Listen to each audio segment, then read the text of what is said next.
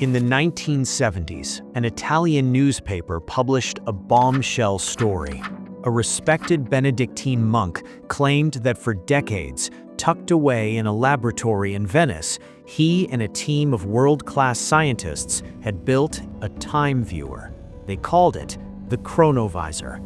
And they didn't just claim they built it, they claimed they used it to witness the most pivotal moments in human history, including the actual crucifixion of Jesus Christ. The story of the Chronovisor centers entirely around one man, Father Pellegrino Ernetti. If a random guy on the street told you he built a time machine, you'd keep walking. But Ernetti wasn't a random guy. By the 1950s, he was a highly respected Benedictine monk living on the island of San Giorgio Maggiore in Venice. But he wasn't just a theologian, he was a polymath. He was a world-renowned authority on archaic music, pre-Christian music, a philosopher, and crucially, a quantum physicist. He held a chair in the conservatory in Venice. He was a serious intellectual heavyweight. According to Ernetti, the idea for the Chronovisor didn't start with time travel, it started with music. In the early 1950s, Ernetti was working in a lab trying to filter harmonics out of old Gregorian chants. He was working with another priest, Father Agostino Gemelli, a physician and psychologist. During an experiment, a wire on their tape recorder broke. As Father Gemelli tried to fix it, exasperated, he looked up and asked his deceased father for help. When they played the tape back later, they didn't just hear the chants, they heard a distinct voice say, "Of course I shall help you. I'm always with you."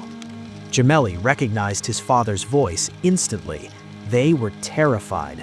They had captured the voice of the dead on magnetic tape. They took it to Pope Pius XII. Now, you might expect the Pope to declare it demonic. Instead, according to Ernetti, the Pope said, "This is not spiritualism. This is science." The recorder picked up sound waves that were still existing. This sparked an idea in Ernetti. If sound waves from the past could still exist, could light waves, could all energy? Ernetti developed a theory. He believed that every action, every sound, every thought humans have ever had releases energy, and according to the laws of physics, energy cannot be destroyed, it only changes form. Ernetti believed this energy transforms into a sort of eternal soundtrack that wraps around the Earth in the electromagnetic sphere. He just needed a receiver sensitive enough to pick it up, decode it, and put it on a screen. Ernetti knew he couldn't build it alone, and this is where the story goes from interesting to unbelievable. He claimed he assembled a team of 12 scientists.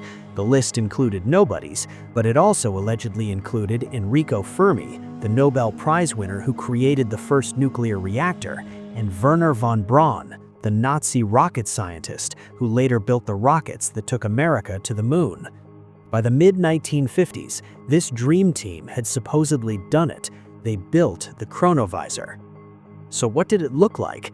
Ernetti described the Chronovisor as looking like a large cabinet made of a precious metal alloy, housing a complex array of cathodes, dials, and levers.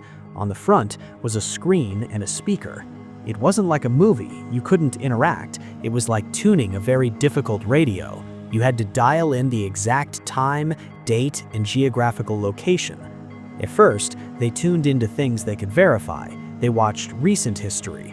Ernetti claimed they watched speeches by Napoleon Bonaparte. He said they watched Mussolini delivering speeches from balconies in Rome, checking the Chronovisor's accuracy against existing film reels. But soon, they went further. Ernetti, being a scholar of ancient music and languages, wanted to solve historical mysteries. He claimed they tuned into Rome in 63 BC. They watched the famous Roman consul Cicero deliver his first oration against Catiline to the Roman Senate.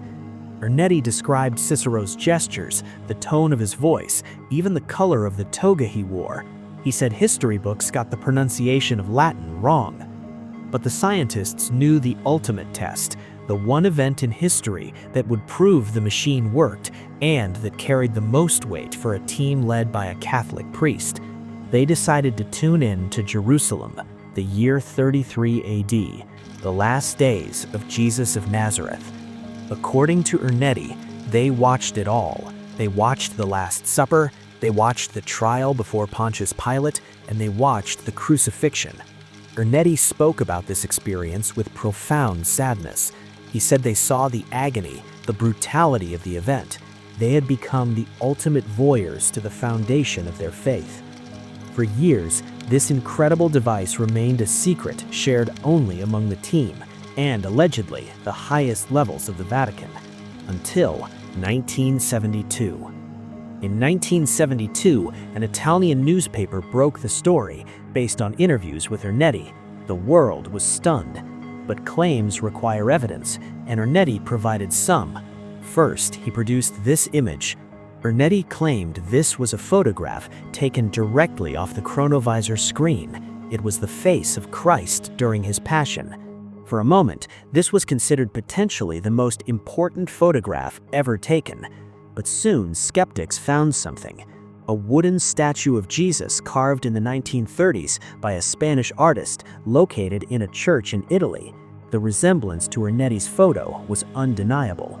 When confronted, Ernetti's supporters argued the statue was sculptured based on a vision a nun had, and perhaps the Chronovisor confirmed the accuracy of her vision. But to most, it looked like Ernetti had simply photographed a carving. The second piece of evidence was literary. Ernetti claimed to have transcribed a lost play by the ancient Roman poet Quintus Ennius called Thyestes. This play had been lost to history for centuries, known to us only by tiny fragments. Ernetti suddenly produced the entire text, claiming he transcribed it while watching its premiere in Rome in 169 BC on the Chronovisor. This was harder to debunk. How could a monk forge an entire lost ancient Roman play? However, Catherine Owen Eldred, a doctor of classical philology at Princeton, analyzed the text. She concluded that while it was brilliant, the Latin contained words and phrasing that didn't exist in 169 BC. It read like someone fluent in Latin wrote it centuries later, someone like a brilliant musicologist monk. The evidence was crumbling, and strangely, Ernetti stopped fighting to prove it. He retreated into silence. Why? If he had the greatest machine in history, why let the skeptics win? This is where the story enters the realm of conspiracy. According to those close to Ernetti, the debunking was a smokescreen.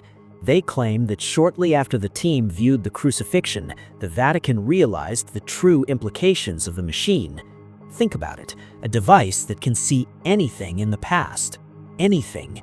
It wouldn't just solve historical mysteries, it would end privacy. No government secret, no private conversation, no crime committed in the dark would ever be safe again. It would be the ultimate Orwellian nightmare.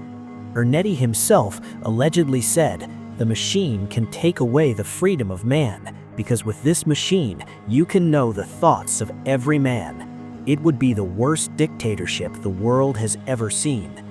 The theory goes that Pope Pius XII and later Pope John XXIII ordered the project shut down. They deemed it too dangerous for humanity. The scientists, including Fermi and von Braun, were sworn to secrecy. The machine was dismantled, its components and the blueprints allegedly secured deep within the Vatican's secret archives, where they remain today. Ernetti died in 1994. On his deathbed, the story takes one final confusing turn. Some reports say that in his final confession, he admitted it was all a lie, that he forged the photo in the play to highlight the truth of Christ. But another priest, Father Francois Brune, who knew Ernetti very well, claims the deathbed confession was coerced, that the Vatican pressured the dying man to disavow his life's work to ensure the secret died with him. Brune insisted until his own death that the Chronovisor was real and that Ernetti was a victim of the ultimate cover-up. We're left with a puzzle that has no corner pieces. On one side, we have a highly educated, respected scientist monk backed by the alleged involvement of titans of physics, claiming they unlocked the past. On the other, we have shaky evidence, a dubious photo in a disputed text that suggests a brilliant man pulled off a complex hoax. Was Pellegrino Ernetti a liar, or was he the guardian of a technology too dangerous for the human race? Perhaps the most frightening thing isn't that the Chronovisor might be fake, it's the possibility it's real, sitting in a vault somewhere underneath Rome, waiting for someone to turn it back on.